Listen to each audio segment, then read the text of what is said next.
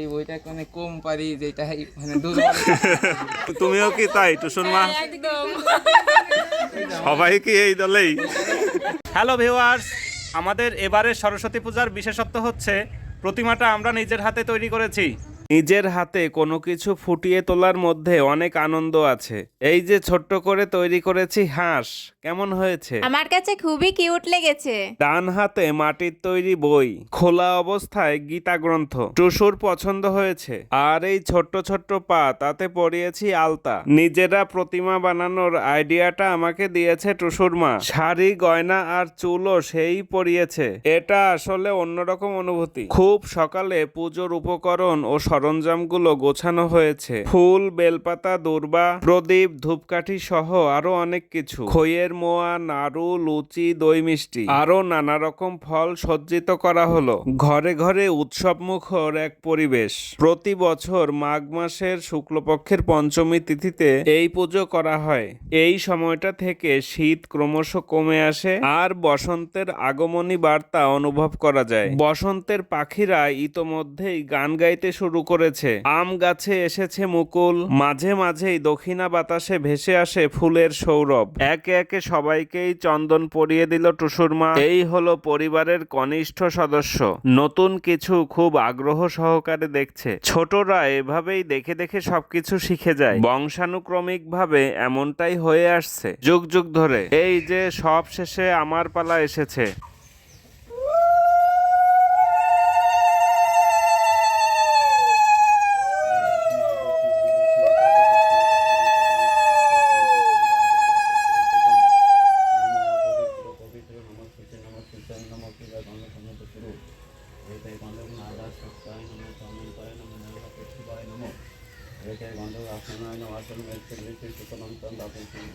পুরোহিত মশাই একদম যথাসময়ে চলে এসেছেন।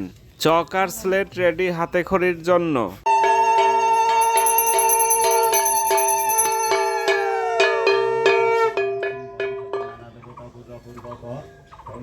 এখন হাতেখড়ির পর্ব। নীতির হাতেখড়ি হবে। নীতি হচ্ছে টুসুর কাকাতো বোন। গত বছরের সরস্বতী পূজায় টুসুরও এভাবেই হাতেখড়ি হয়েছিল। সেটার ভিডিও আমাদের এই চ্যানেলে আছে, চাইলে দেখতে পারেন। সরস্বতী পুজোর শুভ দিনে এই শুভ পর্বটি হয়ে থাকে। এভাবেই হয়ে থাকে বিদ্যাচর্চার শুভারম্ভ। 1000 কিলোমিটার দীর্ঘ যাত্রাপথে এটাই হচ্ছে প্রথম পদক্ষেপ। এই দিনটি অবশ্যই একটি স্মরণীয় দিন। এখান থেকেই শুরু হয় জীবনের নতুন এক অধ্যায়। এরপর হাঁটি হাঁটি পা পা করে শুধুই এগিয়ে যাওয়া। বয়োজ্যেষ্ঠ এই পুরোহিত মশাইয়ের হাতেই হচ্ছে নীতির হাতেখড়ি। ধারণকৃত এই দৃশ্যগুলোই একসময়ের স্মৃতি হয়ে থাকবে। কয়েকটি স্বরবর্ণ এবং ব্যঞ্জন বর্ণের সমাহার, এবং এটার মধ্য দিয়েই সূচনা হয়ে গেল পাঠাভ্যাসের। সঙ্গে থাকবে সকলের অনেক অনেক আশীর্বাদ আর শুভকামনা। তন্ন গৌরী প্রসদায় নম সর্বমঙ্গল মঙ্গলে শিবে সর্বাত্ম সাবিকে শরণ্যে ত্রম্বকে গৌরী নারায়ণী নমস্তুতে নম সৃষ্টি স্থিতি বিনাশিনাং শক্তিভূতে সনাতনী গুণাশ্রয় গুণাময়ী নারায়ণী। অঞ্জলি প্রদানের পর্বও হয়ে গেল। শরণাগত দীনার্থ পরিত্রাণ পরায়ণে সর্বশক্তি। বলছি অঙ্কন, সরস্বতী পূজায় এই যে মায়ের কাছে বই দেওয়া হয়, এটা তুমি কোন বই দাও?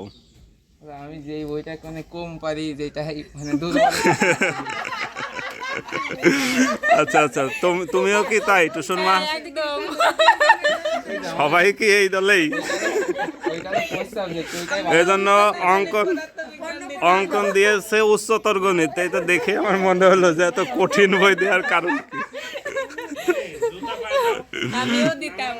ওকে, ধন্যবাদ অঙ্কন।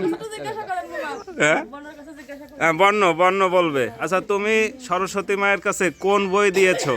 আমি এটা দিয়েছি ধর্ম বই। ধর্ম বই তোমার কাছে সহজ লাগে নাকি কঠিন লাগে? কঠিন। আচ্ছা, তাহলে এবার থেকে মা সহজ করে দেবে নাকি?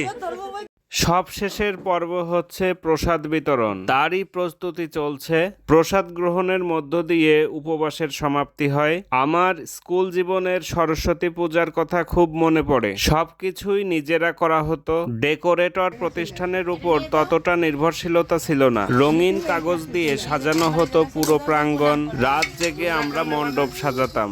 সবার আকর্ষণের কেন্দ্রবিন্দু ছিল কপাল দিয়ে কলম উঠানোর পর্বটা। প্রণাম করে ওঠার পর কার কপালে কলমটা সেটে থাকবে, এটা নিয়ে ছিল কত জল্পনা কল্পনা। দিনে দিনে কত কিছুই বদলেছে। সম্পূর্ণ ভিডিওটি দেখার জন্য অসংখ্য ধন্যবাদ আপনাকে।